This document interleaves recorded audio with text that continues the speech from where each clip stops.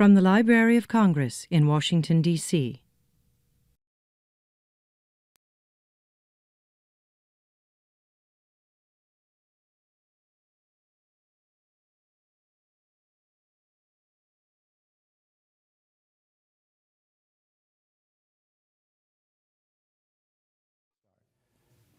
Good evening, everyone.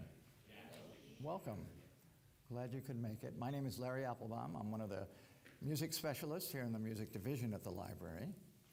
I think everyone is gathered here tonight in anticipation of this concert we're about to hear. And it is with great pleasure that I'm going to take a few minutes to talk with the composer, the arranger, and the band leader, Maria Schneider. Please help me welcome her.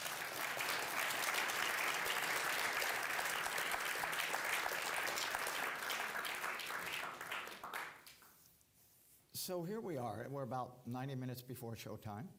What kind of things go through your mind? Do you have like a checklist of things that you have to do before a concert? Well, it depends. Like tonight we're playing a piece called Cerulean Skies that has bird calls, and I don't yet have my people from the audience that participate. There's supposed to be birds around the room, so I'm like, okay, somebody said, oh, we have to hermetically seal the bird calls, so we're putting tape around them so that people don't get germs. You know, those kind of, there's a lot of logistical things. And then there's talking to somebody in the band because we're doing a premiere, you know, so talking about, hey, when you do that line, can you try this? And, or, you know, just always a few little last minute details. Yeah. Speaking of this premiere tonight, Maria's been commissioned to write a new work, and you will be the first audience to hear it. Why don't you tell us a little bit about the piece itself, what context it comes out of, and maybe something about the music.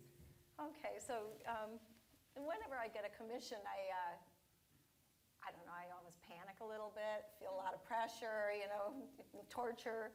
And I started working on this and writing, and there were a few things that came to me. One was that as I was working on it, it was a little bit of a different sound and a different approach and a different something than what I had before, and I immediately recognized that it was the influence of having worked with David Bowie a year and a half before, and the project that we did, and the kind of attitude and the sense of freedom and fun and risk-taking that he made me feel very comfortable doing, and kind of that he reveled in. So it's got some of that. And it's got the intensity. He really liked my intense, dark music. And it kind of made me explore that dark side. But then as I was writing it, also at the same time, many of you maybe know, or if you don't know, I will tell you, I'm quite into the whole thing of what is happening right now in our digital world and rights for music creators and creators of all kinds. But specifically, my interest from my perspective is music creation, and this idea that there are these companies that are sort of seducing us with the idea of seducing musicians that exposure is wonderful, seducing everybody that, you know, more is better, and this concept that free is just the way it has to be. But it's very conveniently it's very convenient that the people that are making it free are actually becoming very, very rich off of it. There's a massive redistribution of wealth to these small companies that are becoming huge, and they are big data companies. And you know, we're talking like Alphabet, Google, YouTube, and this kind of inducement of infringement to gather this data, and this data is making these companies like Google more and more powerful. And there are people and scientists and people that speculate that by the year 2035, artificial intelligence could become more intelligent than we are, and actually that could be catastrophic. You know, some say utopian, some say catastrophic, and it could go different directions. I can tell you for the music industry right now, or not the industry, the music makers, the people that make the music, because you have the music industry, you have the internet, big data, and the piece I wrote is called Data Lords. So the data lords, but what they're resting on and how they're attracting people to amass all this data is on the music creator.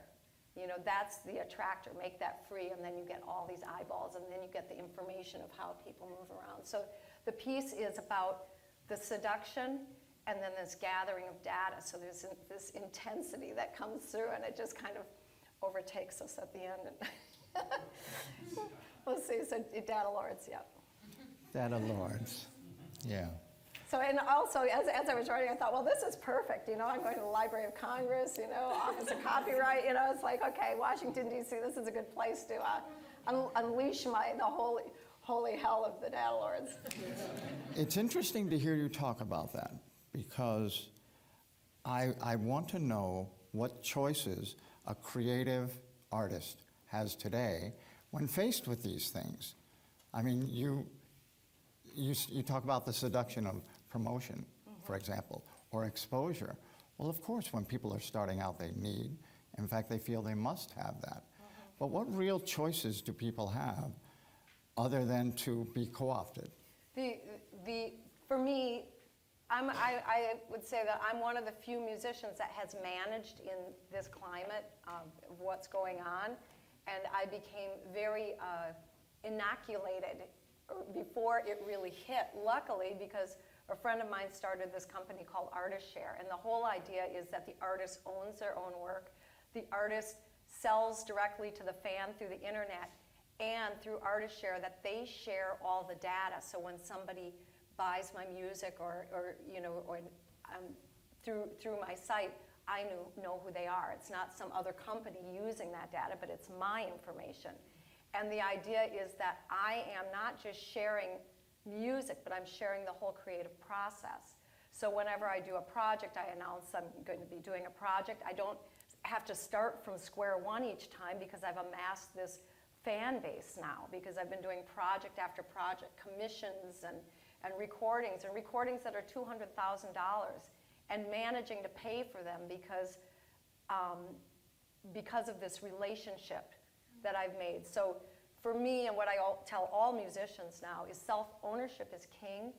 Having your own relationship with those people that you establish, that relationship of trust and respect, giving them things that are fun so that they feel like, wow, this is so much more special than, just going and streaming something somewhere. Wow, I'm getting this whole inside story. And it's fun for me. The connection is beautiful, because it's, so it's that. And then the other thing is there's a group of us in New York that have started a campaign called musicanswers.org. And one thing that's happening in the music industry, and even with people that lobby Congress and everything, is that some of the music organizations that are doing it, they're doing wonderful work, but there's a little bit of a problem in that sometimes the record companies and the publishers are in those organizations with the people that make the music. And some of those record companies and publishers have actually joined the data lords. So Sony, Universal, Warner all took equity in Spotify. Spotify is a data lord. They're making music free to attract eyeballs, to amass data and sell advertising, and with a lack of transparency. So the idea that we had was to start this campaign where we educate musicians and people. All of you can join. You can go and sign up and just say, I'm a fan of the music, I'm in the music industry, or I'm a composer, a songwriter, a producer, or performer. That's who we're advocating for. So we have videos up about YouTube. We're going to have things you should always have in a publishing contract. Language you should never have in a publishing contract. The idea of empowering musicians, because we have been sitting ducks for so long, because first of all, we love what we do, and what we most want is that you love what we do. So if many musicians will just give it away just to be appreciated. And of course, industry looks at this and says, what a bunch of idiots, And to some extent, musicians and artists, there's a history of feeling like that if you're the starving artist, there's something that's an incredible story. it's like, wow, they actually feel more special when they're a starving artist. Excellent, you know, let's use them up and suck them dry, you know. So this is so to me, it's education, and it's very difficult to move Congress and you know, the subcommittee on intellectual property. It's very difficult to move that when you've got buildings of lobbyists from Google and YouTube and this revolving door between government and these companies.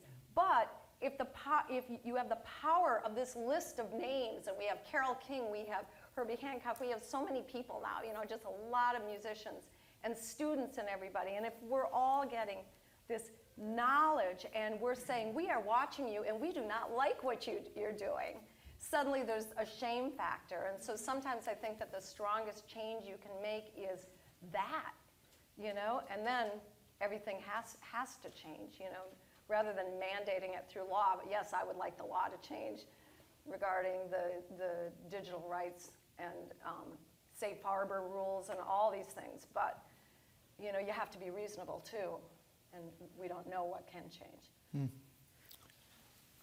Every time I hear you speak about this, and others, I wonder who really owns the music.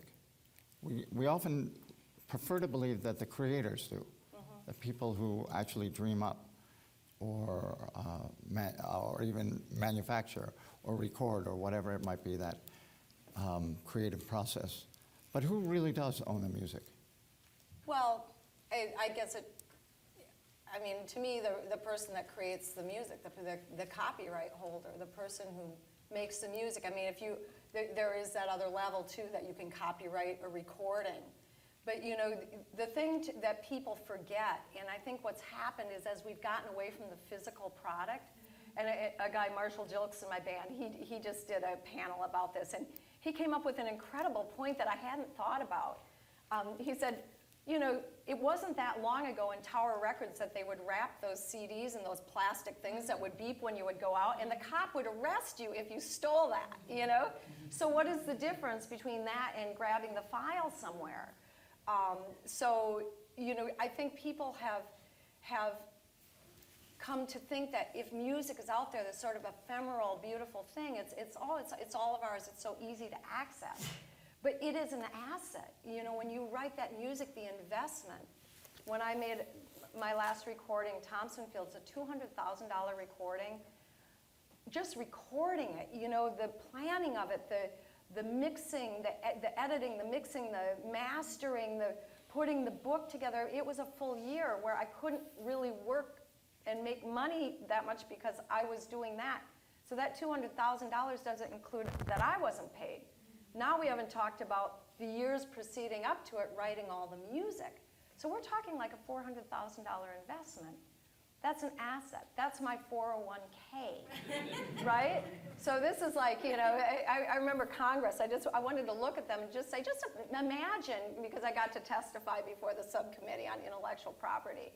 And I didn't get the chance to say it, but I wanted to say, imagine if, you know, we built some kind of app that could go into your 401k that was just like, oh, wow, this is so cool. People can just take little snippets out from Fahrenheit and this and that, you know, just grab Chaffetz, you know, like, he's got a lot of money, let's take some of that, and, you know, oh, yeah, share it, free for all. Isn't this fun? Isn't this great? But then add to it that the people that are doing that aren't just taking the money, they're actually becoming rich from it because they're gathering the information from this thing. I mean, it's incredible. So, yeah, no, the musician owns the music, if that was your question. No question. And see, I thought it was the publisher. No, if you give the publisher, if a musician gives the publisher the rights, and then there are, you know, rights to kind of administer, and then there's, and some of these publishers, there's a lot of questions with what the publishers can do, because right now there are really what a lot of composers consider to be huge breaches, because they have, there's these organizations called PROs that are these performing rights organizations like ASCAP, like tonight, you know, they pay a license here. So when my music is played in this hall, or if it's on the radio, they collect these royalties and from restaurants and everywhere, and they divvy it out to the people whose ever music there are. Well, there's 3 PROs. Now suddenly the publishing companies are making these moves to try to private license. And take these people out of their PROs, and there's a transparency in the system that's been working. And the loss of that, when the publishers start taking these, overstepping, or if an artist gives away those rights because they feel they want that advance or whatever it is they're getting, boy, and you lose that transparency. Now you're suddenly with a publisher that says, oh, he won't notice that he's not getting that much royalties. She's our new artist, and we want to make her happy. Let's put more. They can kind of divvy it how they want, and you don't really know. So it's a very, that's why for me in this business, transparency and self-ownership is everything. I wouldn't give my music to anybody. But it's important that you have some kind of consciousness about these issues. Mm-hmm. Otherwise, you're at their mercy. Of course. And people are starting to wake up. People are starting to wake up. I think for a lot of musicians that had these contracts, maybe their contract, gave a record company or a publisher or whatever the right to distribute their music in different ways, and it didn't specify only by CD or download. So all of a sudden these people, I don't know exactly what the legal language that people haven't had in their contract, but I would imagine it wasn't specific enough. So all of a sudden these people were like, okay, well, so if Sony, Universal, and Warner have like 80% of the world's music or something close to that, and they have all these people that have these contracts that didn't have this specific language that you said, it doesn't cover any method of copying or whatever beyond the CD and the download. Okay, all of a sudden now, these people say, okay, now we'll give this to you, Spotify, in exchange for equity, and these people are stuck on something. The other night we did a talk here, and I brought a wonderful young musician named Spree Wilson with me. This kid has had 45 million streams on Spotify. And in I don't know how often they pay, if it's a quarter or whatever. He's never had a check for more than $60 from them, somewhere from 30 to 60. Now 45 million streams, I'm telling you, that's big time. If I'm paying for a $200,000 record with my small big band audience, we're talking, a mailing list of like 20,000 people, not all of them are buying, and I'm paying for that record, you can see what my numbers are. Then you imagine 45 million. So, after he talked to me, it was like, wow, I think I might want to be doing what you're doing, So, we just have to change the consciousness. People have to wake up, and that's what the Music Answers is about. It's like, hello, guys, let's wake up, see what's happening. So you're talking about the context for this piece and what sort of inspired you to write it. Can you tell us a little bit about the music itself and how that animates the argument, or how that summarizes or captures your feeling about it? Well, the music has some beauty, and it has some seduction, I think, but it has always underneath, the drums are always moving in fast time. And that never stops. So it's just this, while all this is going on, there's always this thing here, just grabbing, digging. And then I'm doing a thing with the band where I was imagining, it's very difficult to write music, period. Let's just say that. But it's also, when you add to it a little bit of the improvisatory element, and the rhythm section and the malleability and the exchange of ideas that can happen, it's hard to know exactly where those things are going to unfold, how far they're going to go. There's a certain understanding that comes through performing the music, many times, that people start to realize how far they can stretch, what risks they can take, and keep the context of the feeling. So it takes a while to do that. But I was trying to imagine behind these solos and fathom where they might be going and what that rhythm, what the drummer might feel like if he's playing the fast time. And I decided to create the band that is composed out of time, so I'm conducting everything free over the time. But I have to listen really carefully because I have to count where they are. So they're like 1, 2, 3, 1, 2, 1, 2, and I'm doing these ja-ja-ja-ja-ja-ja. And I have the whole band I just gave them like repeated notes, and then I just look at them and ja-ja-ja-ja-ja-ja. cha, cha, cha, cha. It's kind of fun. It kind of feels like letting it just out, you know? So so it's very gestural, and I've never done anything like that. So it's kind of, it's unique that way. And we will hear the first performance tonight. So, will there be an intermission here, or are you going to do one long set? We're going to do it straight. We're going to do a straight 90 minutes, and we're doing a variety of music. We're playing, luckily this is a pretty live, strong hall, so we're playing a couple of real strong pieces, and then we're playing a lot of my more almost pastoral. A lot of my music from my last album was very inspired by where I'm from, Southwest Minnesota, very wide open prairie landscape, and kind of that open. He was just saying that I didn't realize that the premiere for Appalachian Spring was here. When I was a kid. In that same room. That was one of those pieces that made me, I wore that record white, and that was one of those records that made me want to just, you know, become, you know, the small chamber version, you know, that made me want to become a composer. And for one brief period, my sister knew Aaron Copland's nephew or something, and I was like, oh my God, maybe I'm going to meet him someday. Anyway, yeah, so you'll hear some of these pieces that are inspired by nature. I'm a big lover of birds. Are there any birders in here? Oh my God. Okay, so migration's on. Have you seen any warblers down here yet? They got to be coming soon. All your trees are green. They're not quite like that in New York. I've seen the phoebes are coming through and up north. Anyway, so I'm very inspired by nature and birds and things like that, and so that balances out the data lords stuff. I loved hearing you mention that recording that you wore out of Appalachian Spring. Yeah. Do you remember the first record that you bought with your own money? Snoopy and the Red Baron? By the Royal Guardsmen. It might be. I'm really not sure. I'm trying to think. With my own money, oh man. Because then you know it's got to be important. It might have been Tapestry. Oh, really? Might have been Tapestry. Might have been the Fifth Dimension. I don't know. I don't remember at what point. You know, our records they were all sold in the clothing store. What a great era. Have any of you?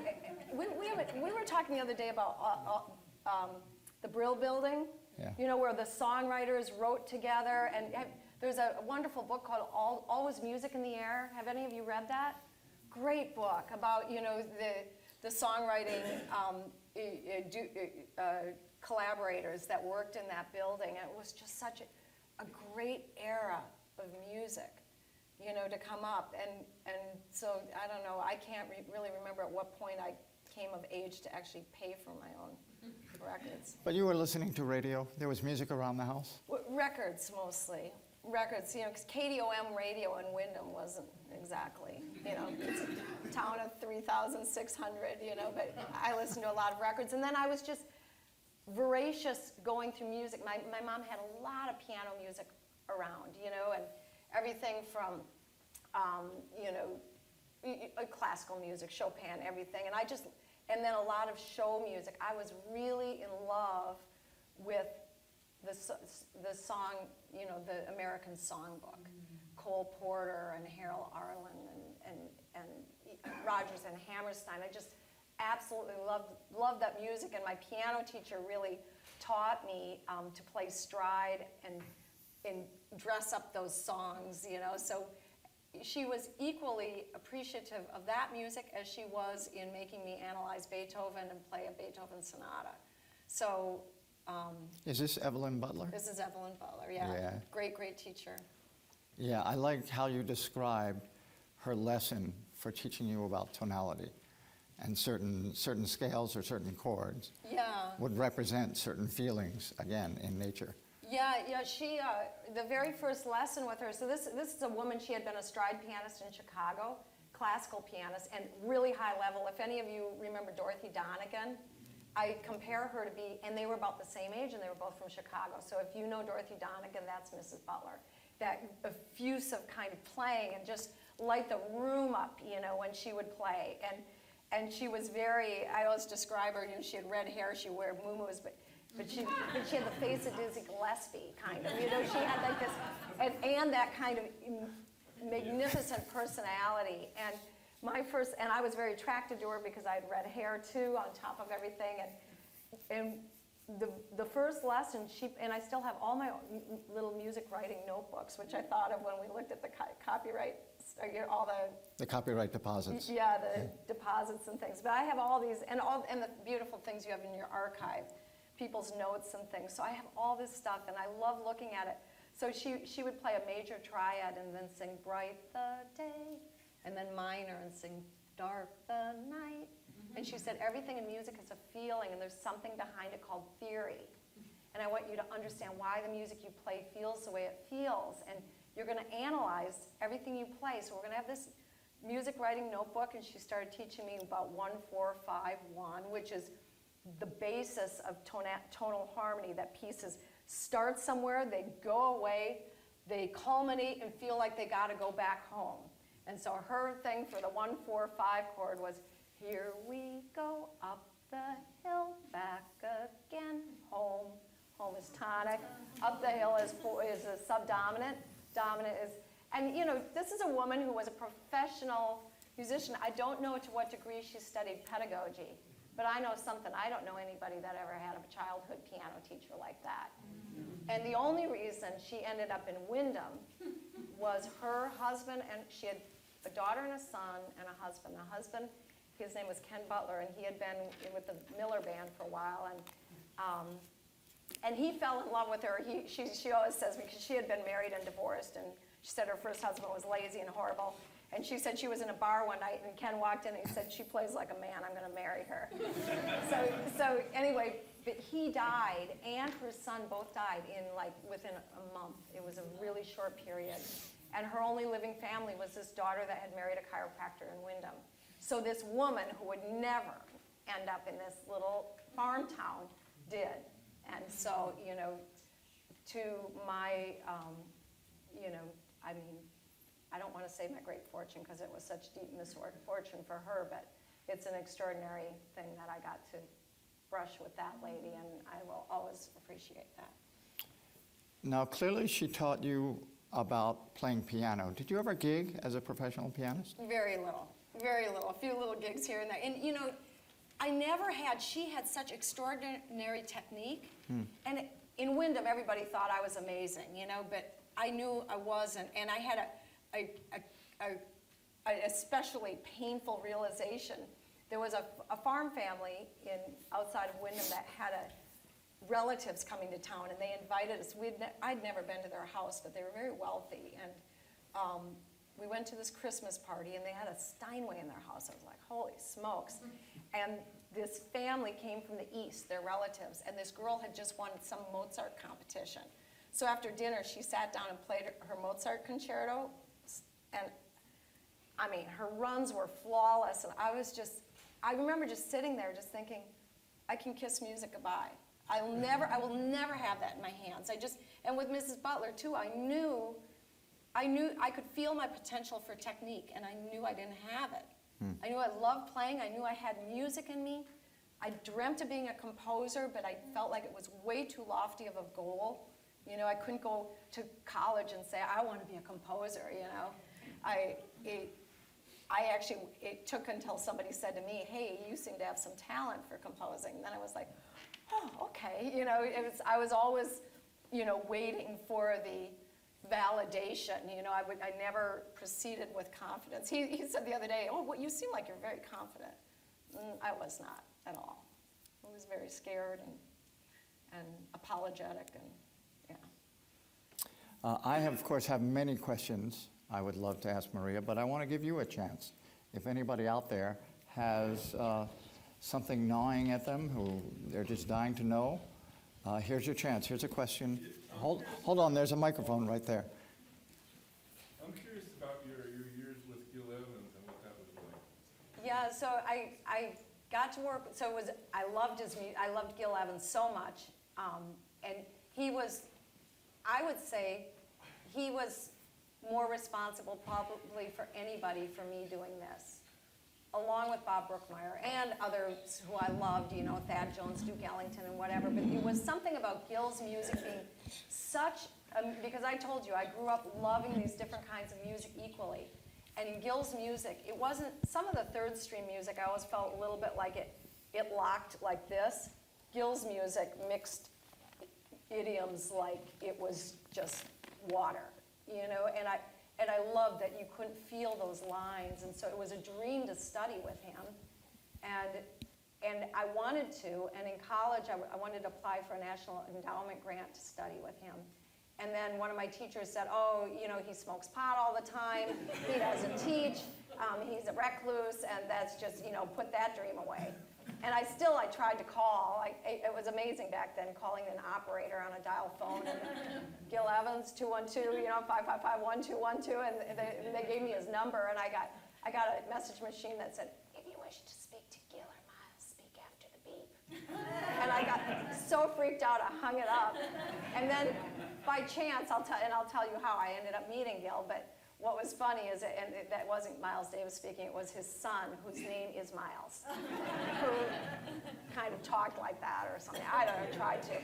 Anyway, the way I met Gil was working at I was working at a Xerox machine in a music copy office. I made my living as a calligraphy, pen and ink, inkwell pen, copying parts for composers in an office in New York for 8 years.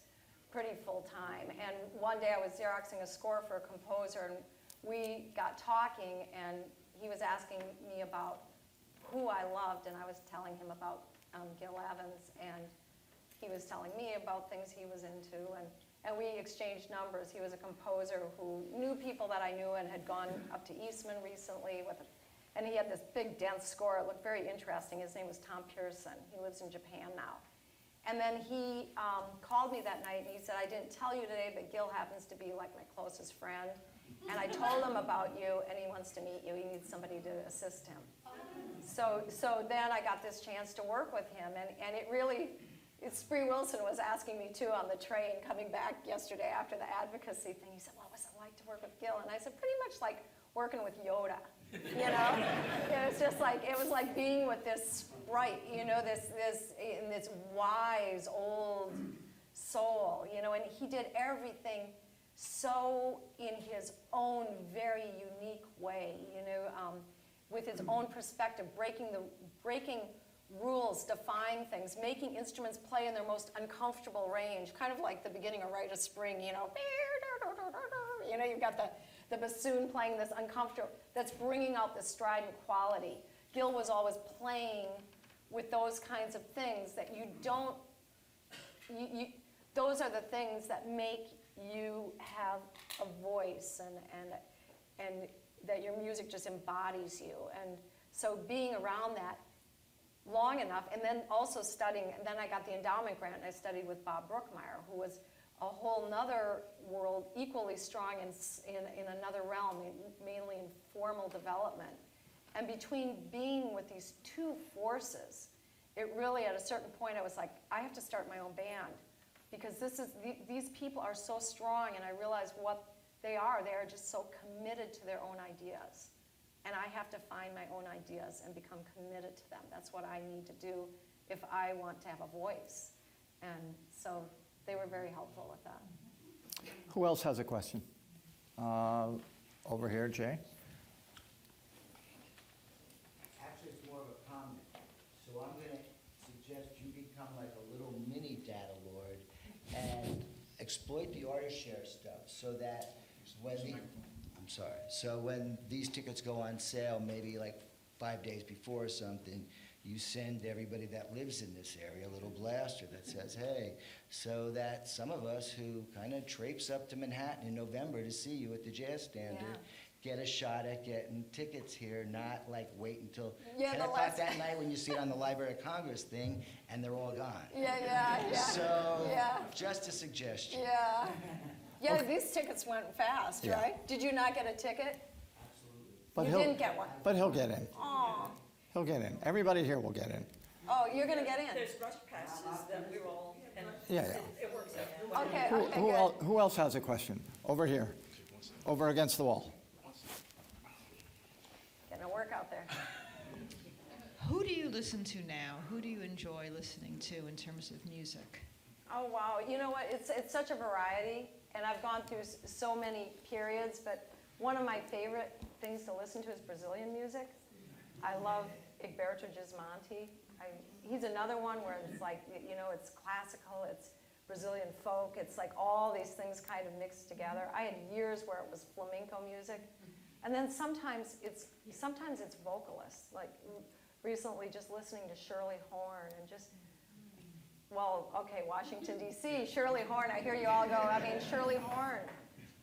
I mean, thank God I got to see her sing several times and experience her sense of time on the piano and just the deep expression and the way she would just lay back and the communication of that trio she worked with that just like followed her. And so anything that's just felt so deep from the heart, I love and follow. I suffer from one little thing in my life, and that is that I have this is not going to sound nice, but I'm going to try to make it sound just right. I have so many people send me music, and I have this feeling sometimes that this obligation, because every once in a while you listen to something and it's truly extraordinary, and I feel bad not listening to people's music, but it's too much.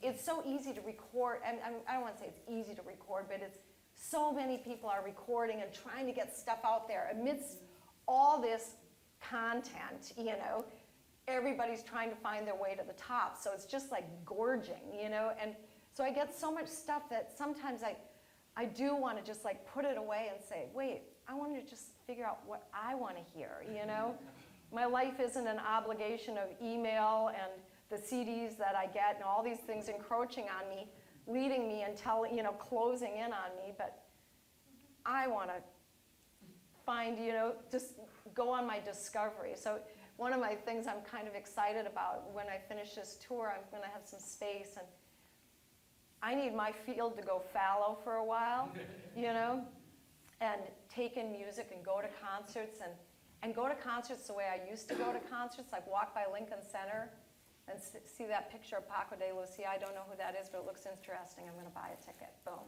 And it changed my life. That kind of Ouija board, feel it out, go in the paper. I'm going to go to that museum today. I don't know what's going to happen there. I need that in my life again. I used to live that way, and responsibility and obligation, it pulls you away from that. Mm-hmm. Who else has a question? Right here. Yes, sir. Your last comment flows right into my question.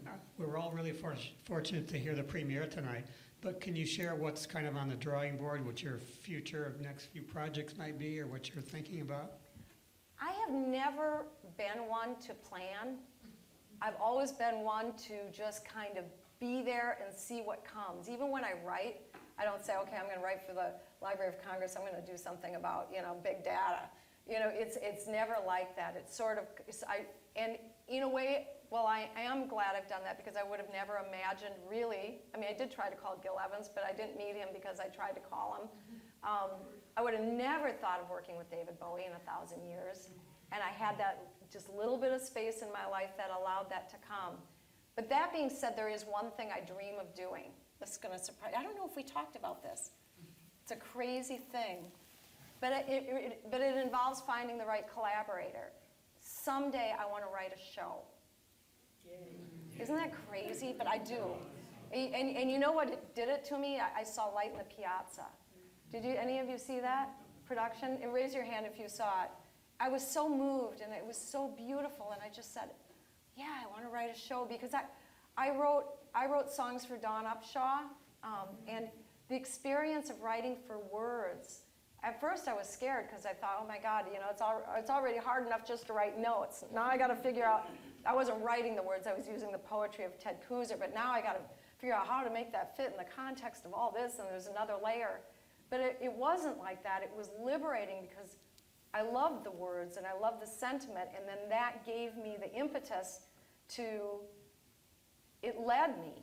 Instead of me always having to go into this blank space of infinity, suddenly there's this little beacon that says, here I am, I nurture, make me come alive in sound or something. So if I could find the right story, the right collaborator, that would be a dream of mine. That's like the only, otherwise I just want to keep developing the sound with the band and see what comes, Improvise a life. I actually think we have only time for one last question, and if you don't mind, I'm going to take it. Yes. Is recognition important to you? It never really, you know what, when I started this, that's a really good question. So when I started out, I thought I would be a music copyist probably forever and just have my band and I just kind of expected that, and then I thought I could also waitress because I'd done truck stop waitressing in Minnesota, and I was a terrible waitress, but I figured I could get it together to be a New York waitress if I needed to. And so I never expected any of this, so I would say it's fun because it's fun to share my music. And yeah, it's really fun to win a Grammy Award. I discovered that. And maybe it was because I remember when I was a kid once giving a Grammy speech in my living room privately. So, Into your hairbrush? Yeah, something like that, just standing up on a stool, and I'd like to thank. But I did it, I pretended I was Miss America once too, so we all do these things. But as a musician, it is really great to be appreciated. I will say that, absolutely. Did I count on it and do it for this? No, I expected very little, actually. So it's just, I've been very lucky. Well, I hope you can appreciate how many people in this room feel that way about you. Well, thank you. So thank you all for coming. Thank you, Maria. This has been a presentation of the Library of Congress. Visit us at loc.gov.